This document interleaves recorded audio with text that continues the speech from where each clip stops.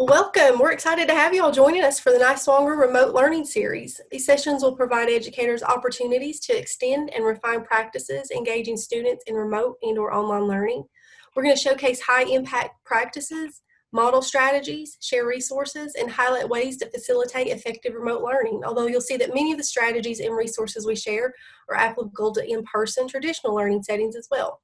My name is Candace Herman, and co-presenting with me this afternoon is Tracy Ballou. So we can see that we're going to be taking a look at practical pedagogy today. And within this learning series, we're addressing research on the brain that informs our classroom instruction. So research that lends itself to the strategies we cover within these mini sessions. And so this is the second of 4 mini sessions in this series. What you see is what you get. So we're going to be taking a look at visual cues today. Before we get into that content, however, we'll take a look at what we already know too well about Zoom, just to make sure that we're not covering our bases here. If we look at the lower right-hand corner, we see the mute and unmute as needed. So I think everybody's probably already muted. You can go ahead and mute if you haven't already, and that'll just take care of some feedback that we would otherwise incur. As we move around the screen clockwise, we see that you can double-click on the screen to either escape or minimize if you need to. And we see the participants window and the chat window. We can also minimize or move those around so as not to block the screen if that happens to be an issue for you. And so then we've got chat at the bottom center of the screen, almost the center, and that's the function that we'll use for this particular mini session. So let's go ahead and play around with chat just a little bit, and we'll give you guys a chance to participate just a touch.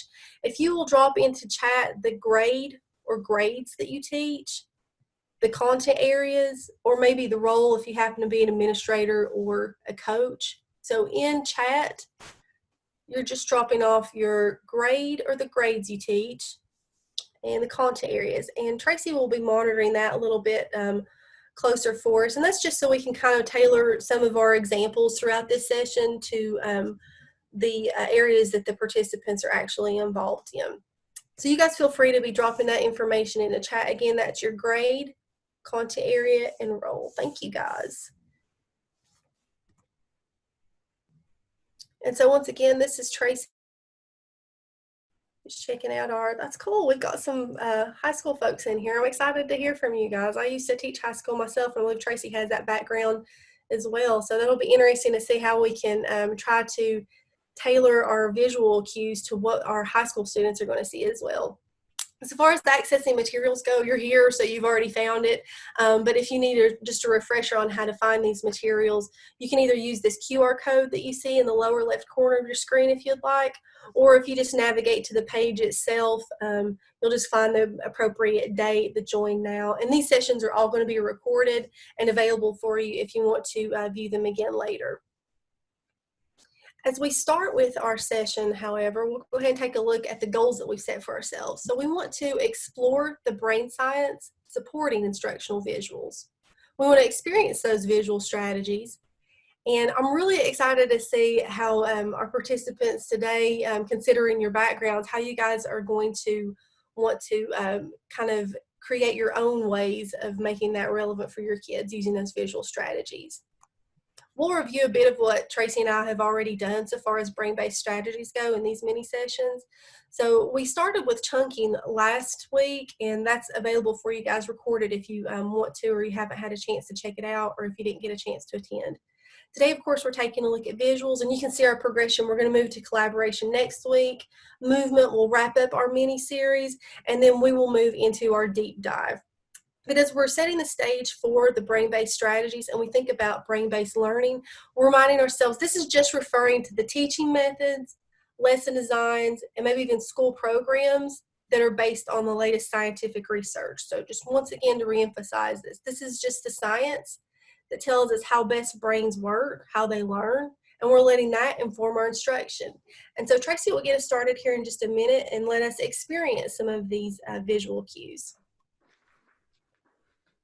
Okay, if everybody would just grab a scratch piece of paper and a pencil. This is going to be a super quick quiz, and it is not something that you need to have studied for, so no need to cram. Just kind of a set for the rest of our lesson. We'll give you a couple seconds to grab those.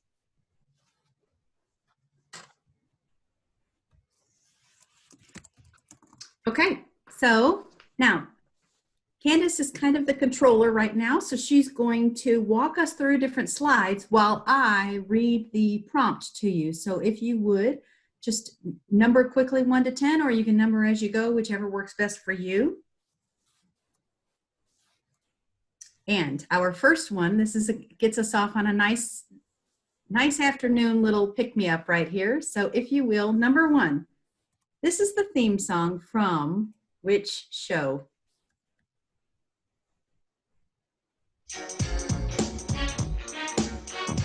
In West Philadelphia, born and raised on the playground is where I spend most of my days. Chilling out, maxing, relaxing, all cool and all, shooting some b-ball outside of the school when a couple of guys.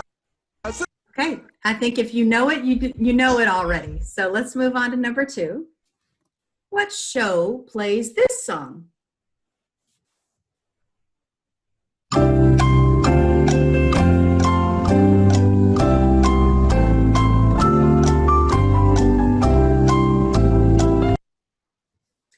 Okay, and then number 3, and so on, it'll just be images for you. So number 3, what beverage is in this bottle?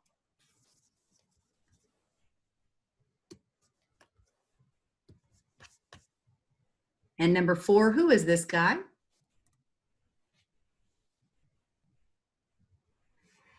Number 5, one of my favorites. What restaurant is associated with this image?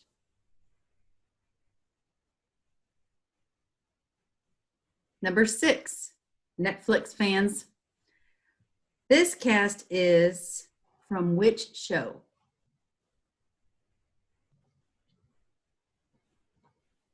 Number 7, commercial fans. Finish this sentence. Like a good neighbor.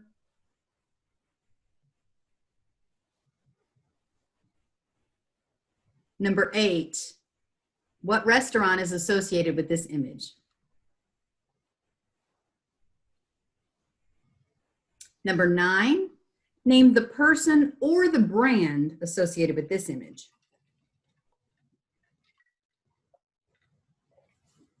And finally, number 10, what do these 3 letters stand for?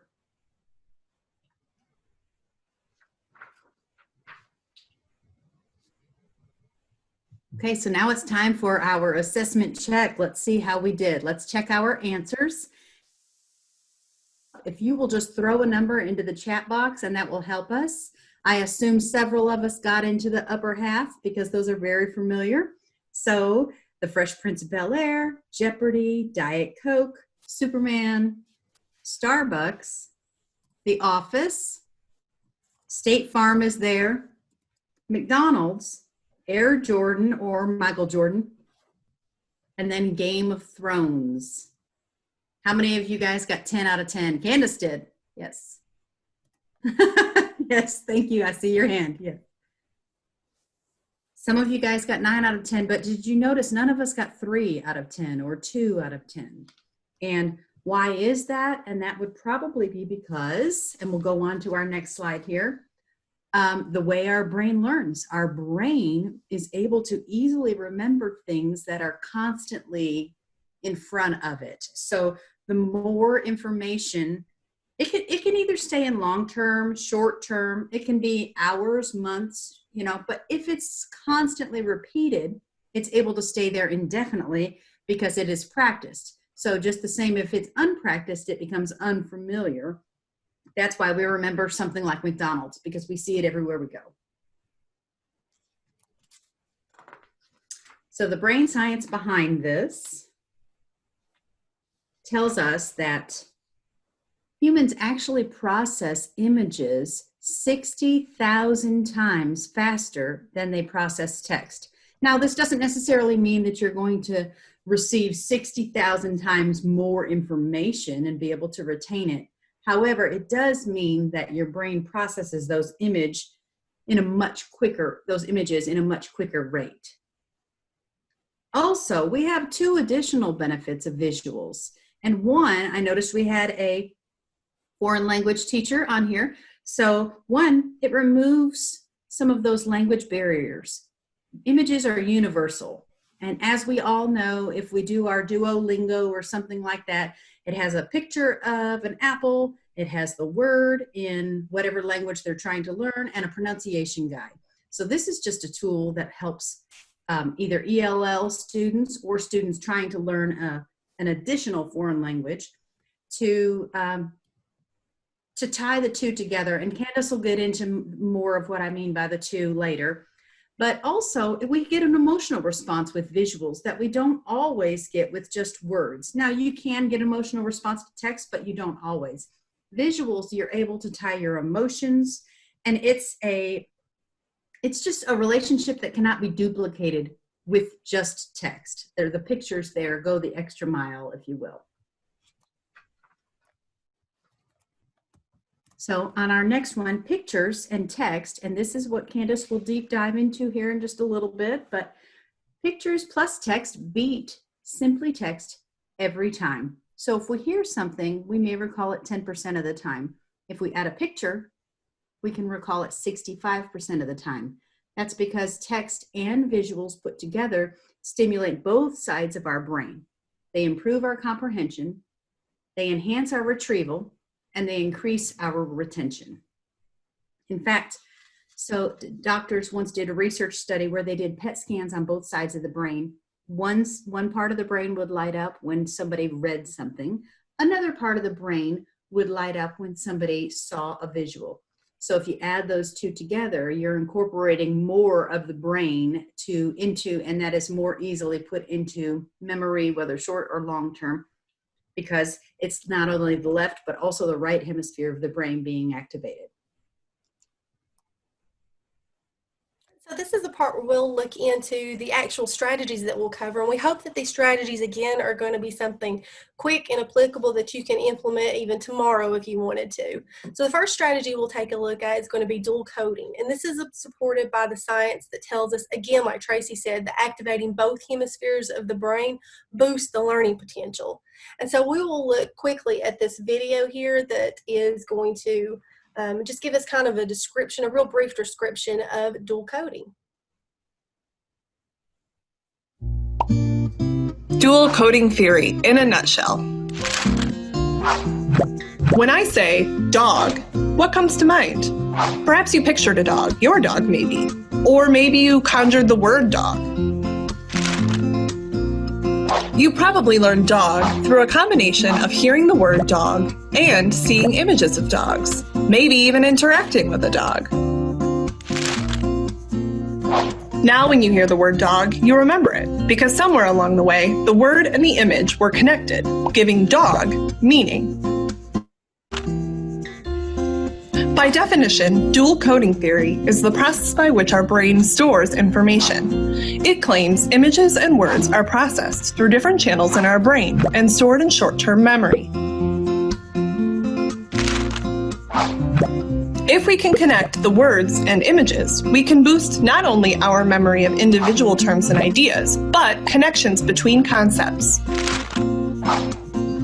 Dual coding theory claims that learning can be maximized by combining words and images. For example, connecting the word farming with images associated with farms can help you make meaning of the bigger idea, farming. By marrying the text word with a visual representation, you store the concept as images and verbal cues, increasing your ability to recall the information when you need to know it later. Originally presented by Alan Padio in the early 70s, dual coding theory is all about your brain. It may be nearly 50 years old, but it still has implications for our teaching and learning today. In our classrooms, tapping into this theory of processing information can help us support our learners' ability to retain information. Using picture notes and visual representations of terms, concepts, and ideas is a great way to reinforce learning and boost understanding and retention for our learners.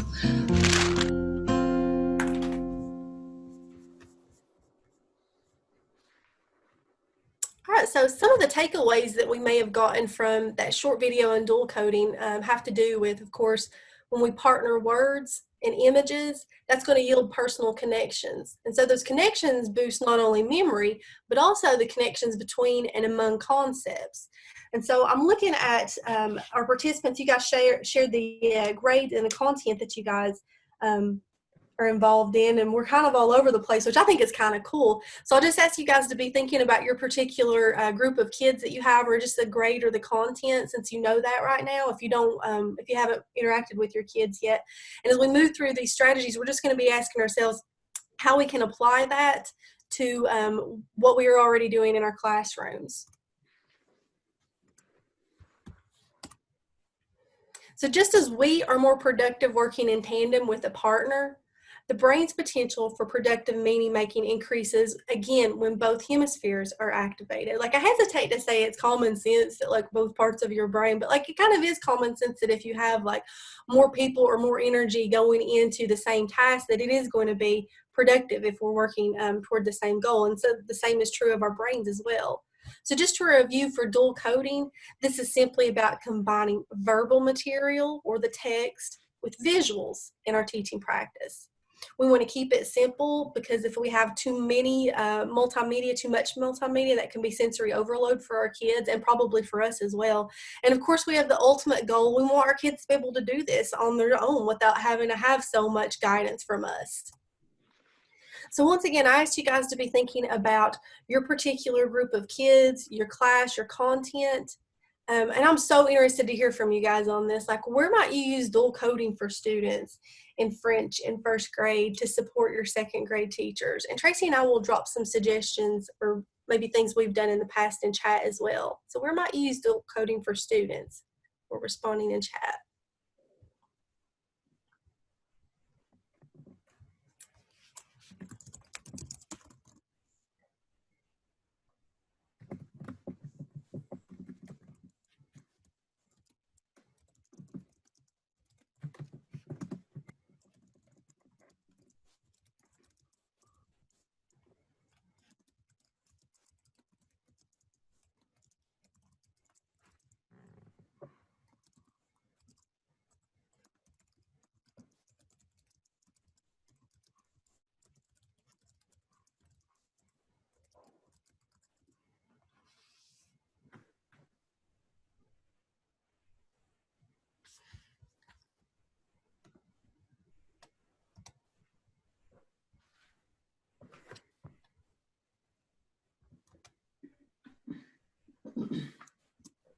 I'm dropping a link in our chat. This is something that Tracy has made available to us in our bibliography that we'll cover at the end of our session. But I just want to make that available to you guys now. If you maybe want to copy and paste it into a new window, we can take a closer look at the end of the session if you'd like. But this is just some examples of how you might use dual coding. And I would have you guys do it now, but in this mini session, we might not have enough time just because you have to create an account. But that's a really accessible website if you guys want to take a look at it later. Isn't that so cool that you would drop that in there? I'd love for my students to photograph trees. Yeah, I love that, having the actual photographs and then the captions. And that's interesting you say that. That's actually something I saw in that book widgets link a couple of days ago. So I hope that that resonates with you guys a bit. So again, we're looking at dual coding, and then Tracy's going to move us into our next visual strategy. Okay, so our next strategy is called See, Think, Wonder, and it's pretty self-explanatory, but it's a powerful tool, and Candace and I actually both went through this as a professional development, and we both enjoyed this particular activity. So we're going to kind of put you in the shoes of the students right now and see what we could apply to our daily classrooms or a virtual classroom. So what you're going to do, again, with your scratch pen and paper, you're going to just jot ideas. Actually, in this virtual way, you will jot them into the chat. But what you see on the image that we show you, we'll give you a few seconds to look at an image. What do you see? Describe. And then what do you think about it? What's happening? And then what do you wonder? What's something that has been left unanswered? And what an opening for an opportunity for discussion for your students. So if you wouldn't mind dropping in chat, what do you see in this particular picture? What do you think? Or what do you wonder? What are the questions that you're left with?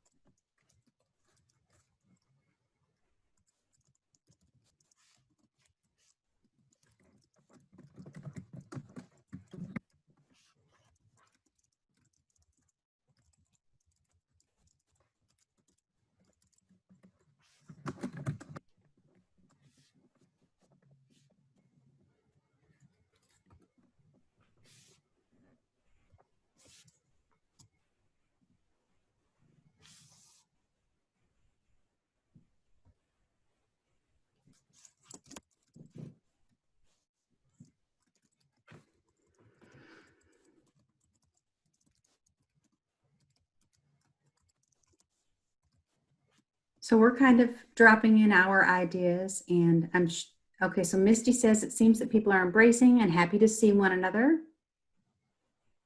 And Candace wonders about the woman to the left. Does she know these folks who are embracing? You know, with a picture like this, it can even take us back to the room. I mean, you can look at the background, you can go much farther and further with something like this, and it just opens discussion for our students.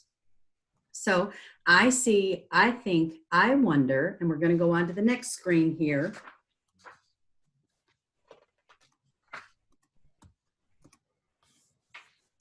What did you wonder particularly about this strategy? Why would we utilize this strategy? What was the purpose of this literacy strategy? So if you have some comments, we'd love for you to place them in the chat box. We do want to point out that that particular picture was from the New York Times. They do something every week. They do an image of the week that you can use, and it's not just pictures. You can do, they also do graphs, they do charts, they various images. We don't want to, but when we say picture, we don't want to limit it to just a photograph, because it can be so many different things. A visual can be applicable to so many different subjects, especially you all who use several different subjects. A visual can be something small like a timeline, or you know, in order to place events, and we'll get more into that later, the subject specific things. But what did we wonder about this strategy? And really this leads us back to the brain science. So we have a text explicit or a literal level. There are things that we look and we see. So we saw white uniforms. We saw people embracing. We saw a woman off to the side with a smile on her face. We saw bars. We saw a sterile type of environment. But there's also the implicit level or the interpretive level, and that's creativity. It's not only critical thinking, but it leads itself into creativity, where we get to apply some of our meaning to this and why that particular woman might have been standing off smiling, why these two might have been embracing, why they were in here's what I see literally, here's what I can anticipate is happening, here's how I'm making meaning and applying the meaning that I have already to this particular image, whether it's a timeline, whether it's an apple with a vocabulary word, or whether it's a still photograph.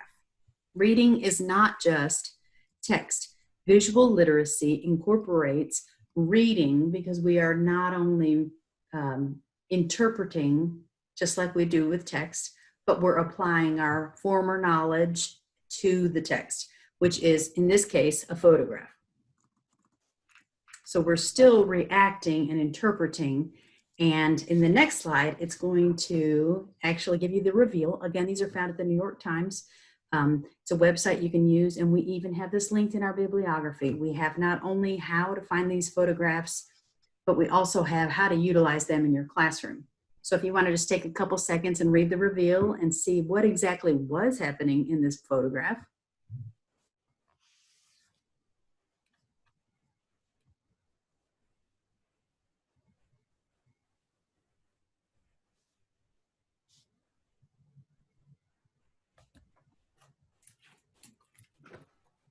So I believe that they post a picture or an image one day, and then they give you the explanation later in the week. Is that right, Candace? Yes, I think they do the reveal on Thursdays.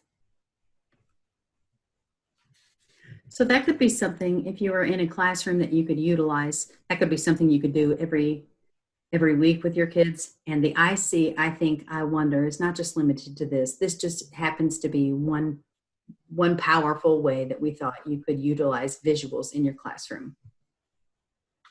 And again, this is all linked in the bibliography at the end. If you go to the QR code Candace gave you at the beginning, you can get back to the materials easily. If not, obviously you've already found your way to the Rural Life website, and you can get to it that way also.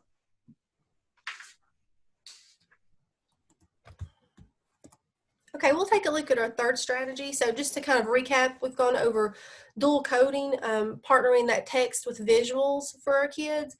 Tracy showed us that strategy of see, think, wonder. And again, if you hang out with us at the end, we'll show you like a couple of other options that you have with that particular strategy.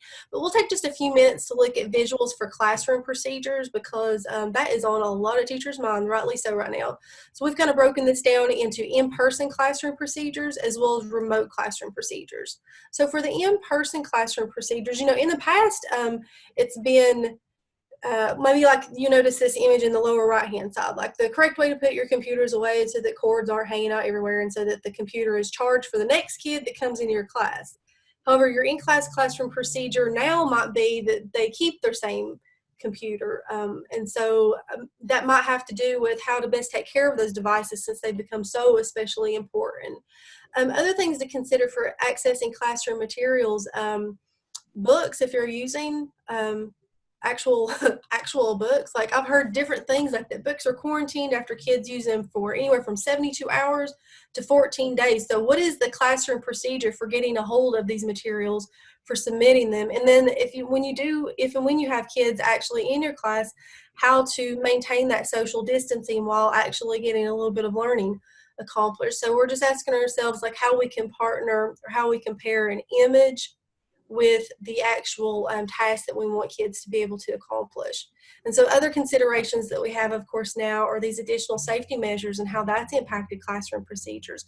Tracy mentioned something interesting the other day as we were working on this, like hall passes. I hadn't even considered that, but maybe our kids are not handling the same hall pass anymore. Like what is your classroom procedure and what will you have posted in the classroom so that our kids can be reminded of that. And so we're asking ourselves, how can we pair instructions, the text or the verbalization with visuals to make those procedures habit? So as we move on to remote classroom procedures, we'll take that into consideration as well. We're going to have procedures for our kids, like they log onto the computer and they get to class, and then what? How do they navigate that LMS? What materials do they need to have ready? Are we as teachers supporting that by having screenshots or maybe even videos of ourselves modeling how to get through that? I mean, like Google's a beautiful thing, guys. If we just check out on YouTube, we've already got like a lot of these quick tutorials. I think there's some that are even less than a minute. If you want to maybe even embed those within your LMS. The Zoom instructional page that we had at the beginning, like we all know Zoom, but like you've got the benefit of hearing me go over it verbally, but also seeing it as I'm going over the instructions. And so we can do that same thing for Google Meet and having the Google Meet etiquette as well. And so as we're thinking about our grades we teach and building those protocols, we're asking ourselves what procedures need to become habit. So both in the classroom as well as remotely. So what visuals might we use in order to accomplish that? And I will let you guys just go ahead and comment in chat if you would like. I'll give you just a minute to think about this. What visuals could you use to support your kids as far as classroom procedures go?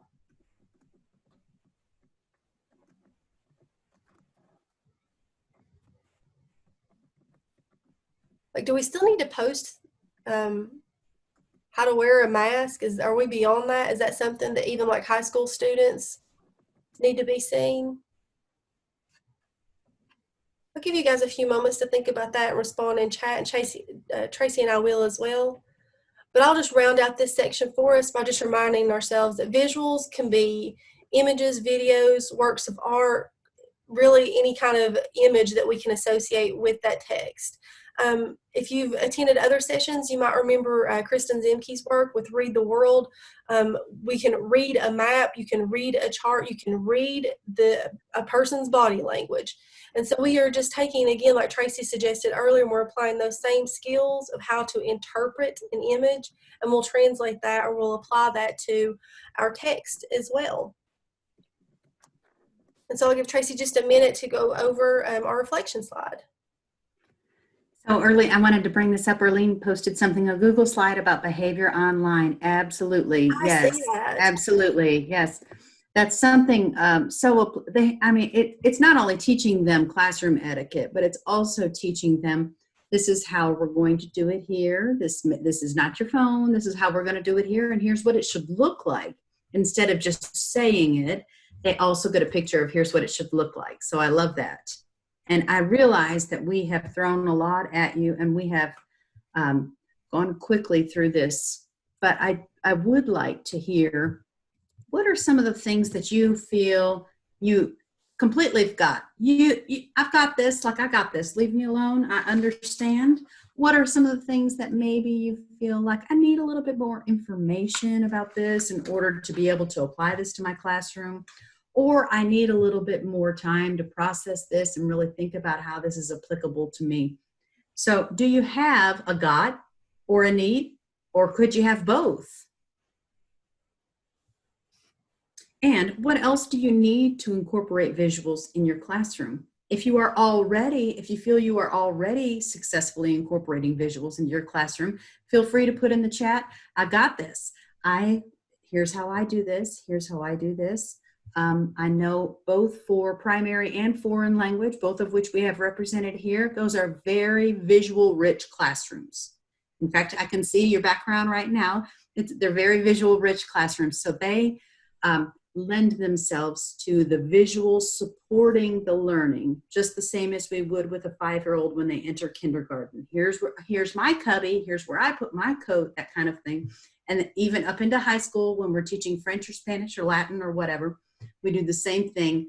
This is what this is called in this language, and so on. So if you would, just drop in the chat, do you have something completely? I'm walking away with this.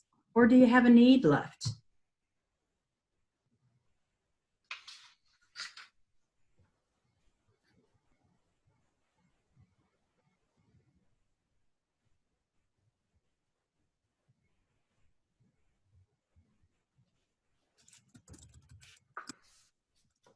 And you guys can feel free to keep on doing that. So keep on responding to us. We have several more minutes at the end built in for Q&A and responding back and forth. So feel free to keep on responding.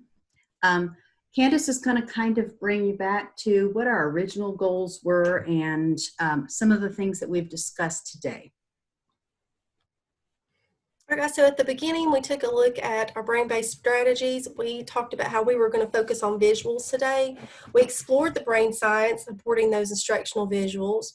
We experienced some of those strategies. And remember, that's just a handful of strategies that we exposed you guys to today. But we wanted to give you guys some quick ones so that you could get in and out and apply this to your lessons if you need to. And then we gave you the opportunity to be thinking about how you can apply that to your particular classrooms. And I'm looking at my notes right now, and I'm trying to think of like a general overlay for first grade, second grade, and then high school as well. And so Tracy is going to go over, or actually she's already created this bibliography for us. And I'll tell you what, I know since you are probably crunched for time, there's a lot of want to later on your own, just draw your attention to that New York Times link in the left. And then also that sundries column. That's a lot of the strategies, including the ones that you experienced today. So if you're looking for something quick to embed into your lessons for some interaction, for some participation, that'll be where you want to go with that. And then that brings us to the conclusion, if you guys can even believe it. So thank you guys for attending this remote learning series. We ask that you take this 1-minute survey that John has already dropped into chat for us. And this is important for us and you as well. It allows you to reflect on your thoughts about the session because we're always looking for ways to improve. We're in the middle of this learning series and we take your your input very seriously, and we really do reflect upon that. So we want to hear your insights about as well potential topics for future professional learning sessions. So we would appreciate it if you guys just take, again, just a quick minute to take care of that evaluation, and that lets us know how we can continue to support you guys. I'll go ahead, and that link is still there. I'll go ahead and move through this, and I'm just going to prop this here just for a continuation here in a bit. But listen, you're adults, and if you need to scoot, you have some things to do, then that's completely fine. If you do have an extra 30 minutes or so to hang out with Tracy and myself, we're going to take a deeper look into how we can extend our learning. Once again, you're adults. You take care of whatever you need to. But I will give you guys maybe a minute to take care of that evaluation, and then Tracy will get us started on this guiding question. But thank you guys so much for joining us today. Yes. Thank you as well, Misty. And we wish you a great year. We wish you Sure a very do. productive year, whether you're virtual or whether you're in school. We wish you the best. And thank you for joining us. Yes, thank you all. So this slide is just helping us reflect back on the question we asked you a few slides ago. What are some things that you still feel you need a little bit more information on? And what are some things that you feel like, I've got this, I'm ready to roll with this, I'm ready to implement this tomorrow.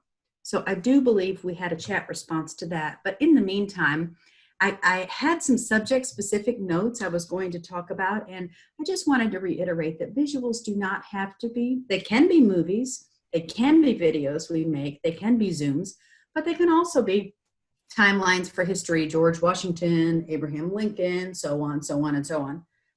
They can be labeling a heart for the biology class, you know, the valves of the heart. They can be labeling the stages of rain or the stages of metamorphosis. So even musical instruments, learning to read music, even flashcards, those are all considered visuals. So we do this in so many ways, we probably don't even realize how often we utilize a visual to become a link for students between hearing our voice, sometimes wah, wah, wah, and then also applying it to a visual that they see. And that's why globes and maps and things like that were all created, because it helps our brains comprehend exactly what is going on. So foreign language, like we said before, the image with the little apple, the word, how to pronounce it. So that way they're not only seeing it, hearing it, and writing it or learning how to spell it. So I'm sure you do that daily. Web quests, that was another idea. So if you mentioned, Earlene, how to make a video. Was that what let me go back to the chat here. How to encourage students to make the visuals, that you had asked them to be creative on a video to introduce themselves. And I'd say, yeah, you probably got the 5-second, my name is Tracy. And then you got the hour-long, well, it all started in kindergarten in 1979, you know, that kind of thing. So I would say you get the whole spectrum. With something like that, are you teaching virtually, Earlene, or are you in classroom? It looks like you're in your classroom right now. I'm going to unmute myself. I'm in my classroom, but I'm doing everything virtually. So okay. I'm coming to school. I have already divided my students into 4 groups because I have 80-minute blocks.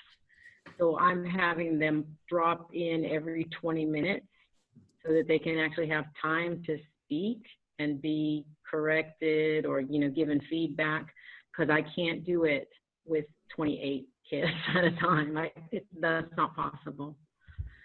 So I'm a visual learner.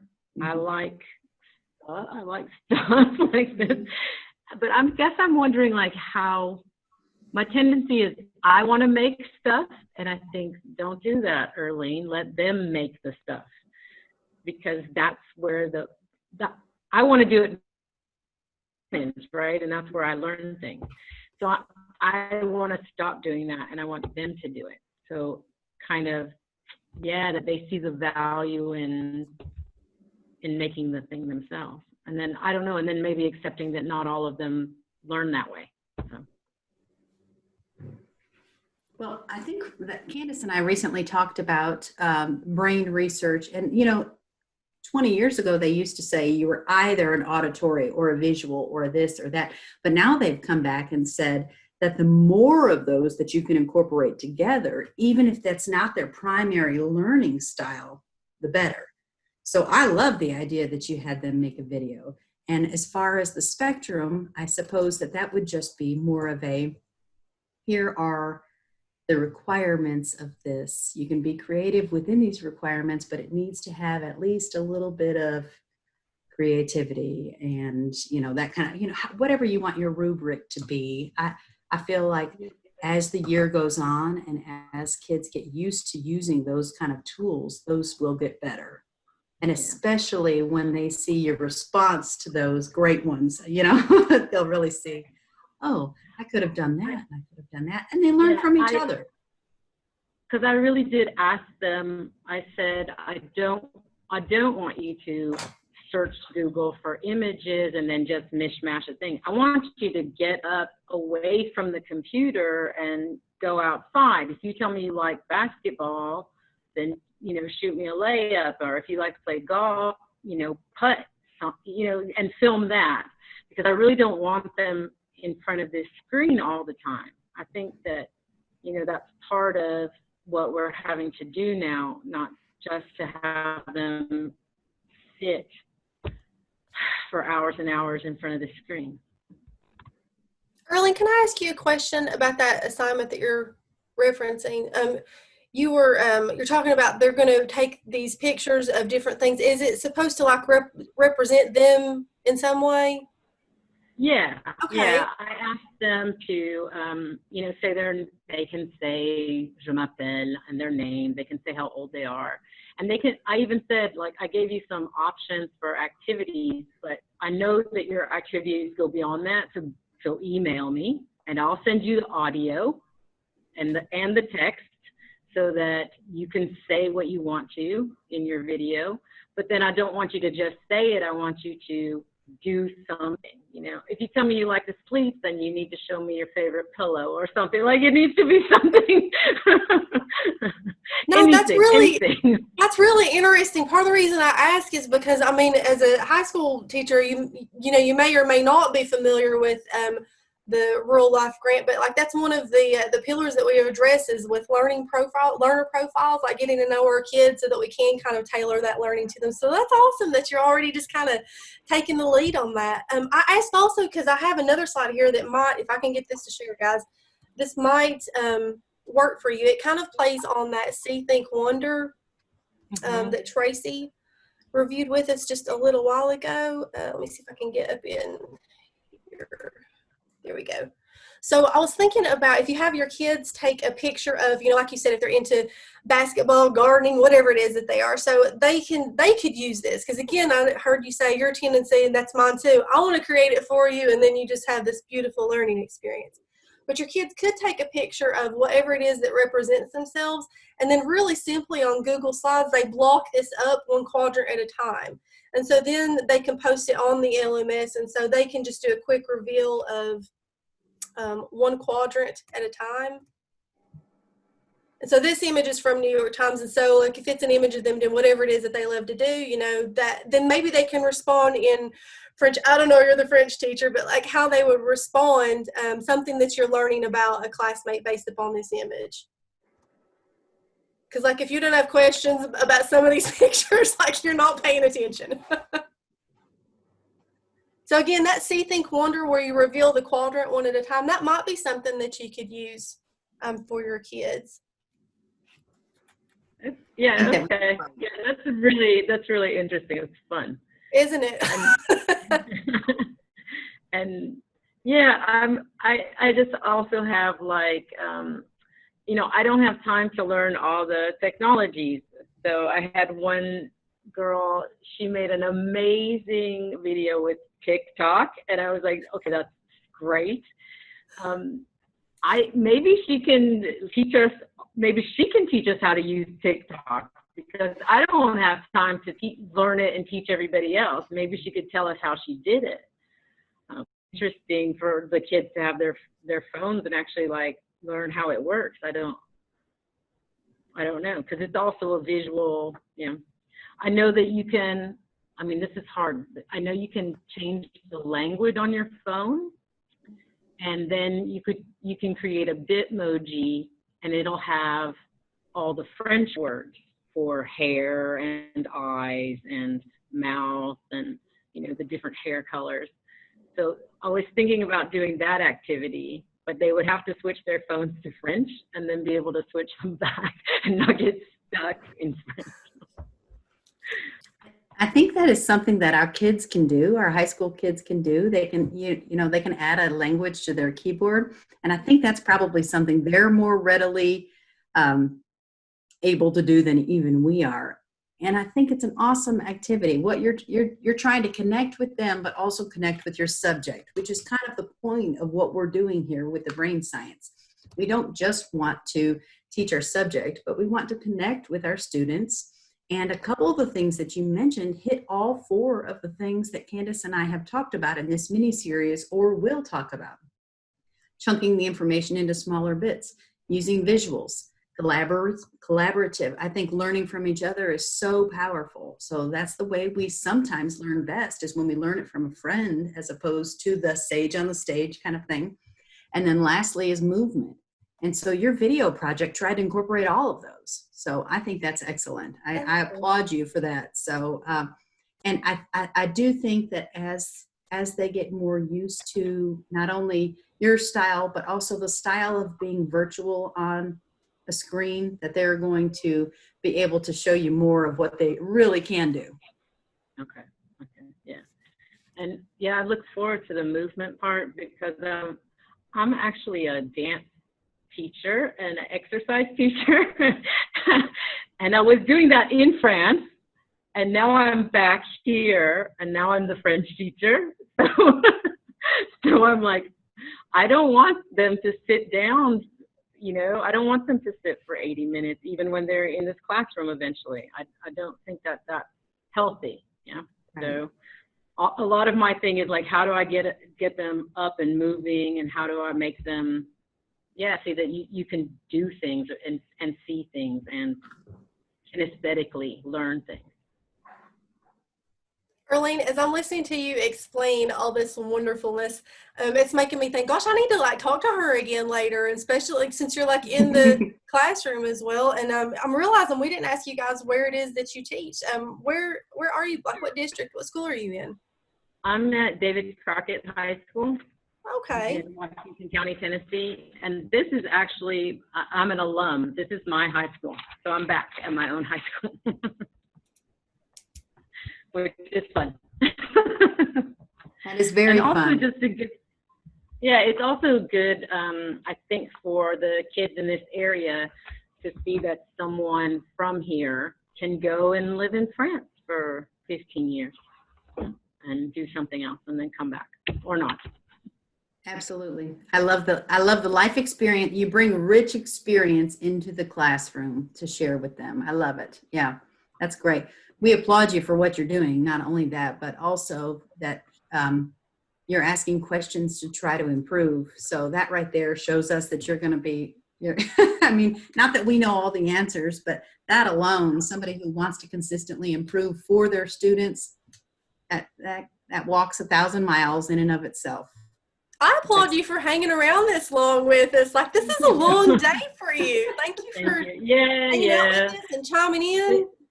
But you know, it's like I can be in this room all day, and if I don't make the effort to go out and talk to somebody, maybe I've been with the kids on screen, but I haven't been with any other adults. So this is really nice for me to share. And yeah, because even though we're all here, you know, there's not, if you don't make the effort, you could be in this room all day by yourself. So, and I'm happy. Thank you for everything you've said, but I'm kind of not happy that this, you know, virus has happened, but somehow it's an opportunity, you know, that that you have to figure out a different way to do everything. And since I'm new to it, it's quite okay. Do you know what I mean? Like, yeah, I don't have you have a great innovative attitude, it sounds like. Yeah, but I don't have all the content already structured in a way that I know works from years and years of experience. So the fact that I have to make it be like, oh, I don't know how to do this, let's try something else. Oh, you would make it a fantastic ELA teacher. Make it up as you go along. That is really like, years of that content. what do I do next? Because I don't have anything. So, this is my first year. So I'm like, this is how I do. I don't have experience. So I don't know what works and what doesn't. So might as well try. Might as well do something new. It's new for everybody, finally. So it's a good opportunity. Absolutely. It is. It is. That's the silver lining to this, I think, is that it gives us an opportunity to reach outside of our comfort zone and do something new.